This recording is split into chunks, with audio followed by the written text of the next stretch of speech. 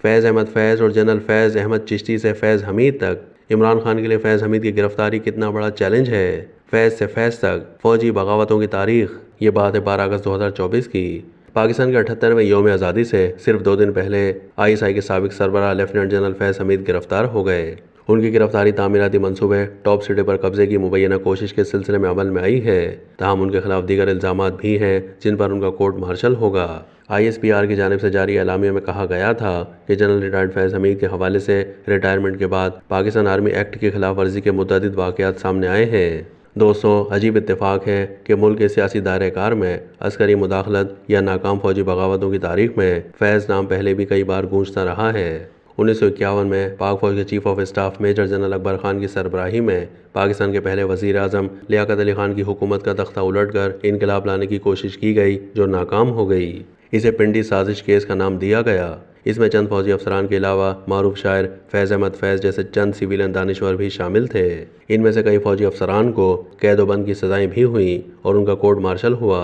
5 जुलाई 1977 को lieutenant general retired फैज़ हमीद के एक और हम नाम लेफ्टिनेंट जनरल फैज़ अली चिश्ती भुट्टो हुकूमत का तख्ता उलट कर मार्शल लगाने में आर्मी चीफ जनरल ज़िया-उल हक के शाना बचाना थे।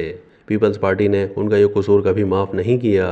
रिटायरमेंट के बाद वो कराची बार से खिताब के लिए तशरीफ़ लाए तो पाकिस्तान पीपल्स पार्टी के हामी वकला ने स्टेज पर बैठे फैज़ अली चिश्ती के सर पर पानी का जग उलट दिया था। रवा महीने गिरफ्तार होने वाले साबिक ISI चीफ लेफ्टिनेंट जनरल फैज़ हमीद के बारे में कहा जाता है कि वो बानी PTI इमरान खान के साथ मिलकर इनकलाब लाना चाहते थे।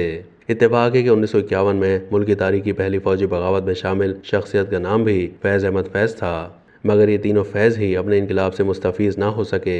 दोस्तों, पाक फ़ौज में बगावत की दूसरी कोशिश 1973 में हुई। इसमें शामिल अफसरों को साबका मशरक़ी पाकिस्तान में शिकस्त का सदमा था। उनका ख्याल था कि इस हज़ीमत के ज़िम्मेदार जुल्फ़िकार अली भुट्टो थे, जिन्होंने 1970 के इंतखाबी नताइज कबूल ना करके और अक़वाम मुत्तहिदा में सुलह के लिए पेश करदा करारदाद फाड़ कर सुकूत ढाका की राह हमवार की थी। 1980 में जनरल तजम्मुल हुसैन ने ज़िया हुकूमत गिराने का मंसूबा बनाया। जनरल तजम्मुल हुसैन को तरक्की ना मिलने पर गुस्सा था।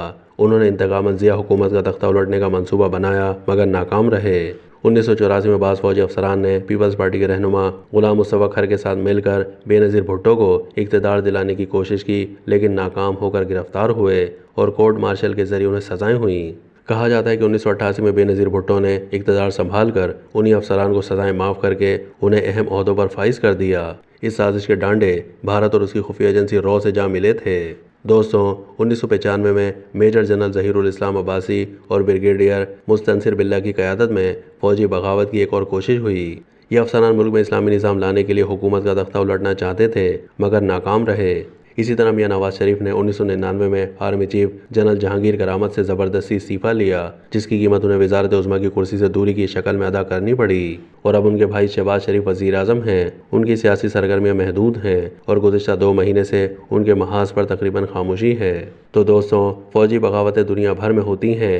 बगावत अगर कामयाब हो जाए तो इनकलाब वरना गद्दारी करार पाती है और इसमें शामिल लोगों को सज़ाएँ मिलती हैं। तहम पाक फ़ौज की जानिब से ये वाज़ेह किया जा चुका है कि फ़ौजी नज़्म व ज़ब्त की पासदारी पाक फ़ौज का अहम तरीन उसूल है। इसकी खिलाफ वर्जी कभी बर्दाश्त नहीं की गई, ना कभी बर्दाश्त की जाएगी। इस सिलसिले में सिपाही से लेकर जर्नैल तक कोई भी इस दायरे से बाहर नहीं है।